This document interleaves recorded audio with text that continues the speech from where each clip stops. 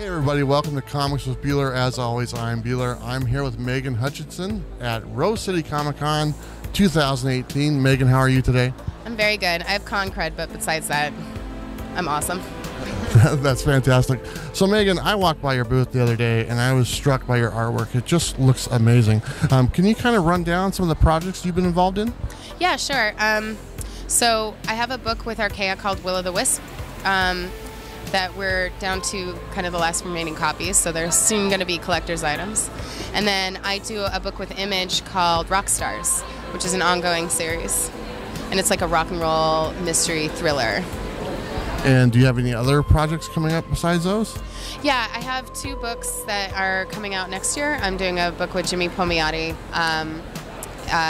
called Bigfoot Loves Mermaid. And then I'm doing a book over at Image with Donny Cates called Flood. And when will that one be out? Those are both coming out next year. Yeah. And how long have you been in the comic industry?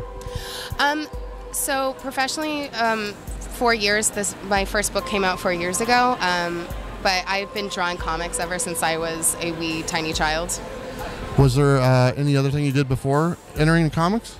Yeah, I actually worked in the film industry for 13 years, so that actually led me into doing comics full time. And which do you prefer, the film or comics? You're going to say comics. Oh my God, yes, 100%. I mean, making movies is really fun, but what's nice about comics is that you get to make a movie and you get to be everything, and you get to make it the way that you want, and you get to tell the story that you want. And what would you say were some of your influences? So I was a child of the 90s and did grow up on like X-Men and like the old school Image books. But I rediscovered comics in like late high school, early college with Frank Miller and Mike Mignola, and you know, like Sandman changed my life and actually would put me on the path to want to do this full time. But as far as art styles go, I do pull a lot from them. And I also grew up going to museums, so a lot of the stuff I do is watercolor because I draw stuff from actually like classical painters. And just so you guys know, Mike Mignola is about 2 seats down from us. I still haven't talked to him because I'm just like, what do I say? He's a very nice guy. We talked to him earlier today. Yeah. I know, but it's just like, I need to before the show ends, otherwise I'm gonna kick myself. So you mentioned that you just did a panel. What was your discussion on the panel? So we did a live drawing panel, which is terrifying, but it actually turned out to be a lot of fun.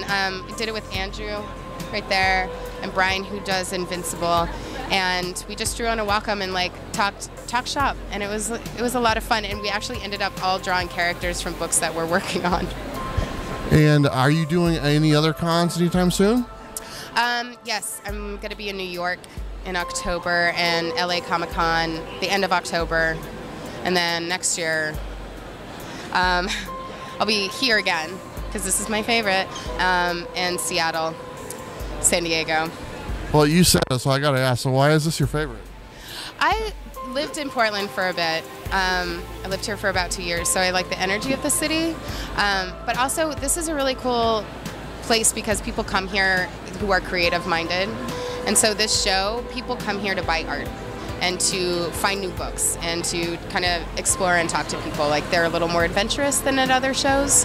So I always end up having a better time.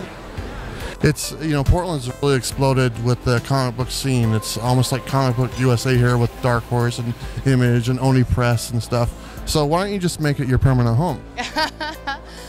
I was up here before, and then I moved back to LA for work. I'm actually like in transit, so this is kind of figuring out which city I want to live in if I'm going to stay in LA. But this is actually on the table, moving to Portland. For you guys who don't know, Portland has no sales tax, which is a nice thing to have. Yeah.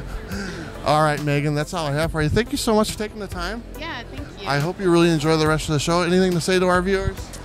Rock on! Thanks, everybody. We'll see you next time. Bye.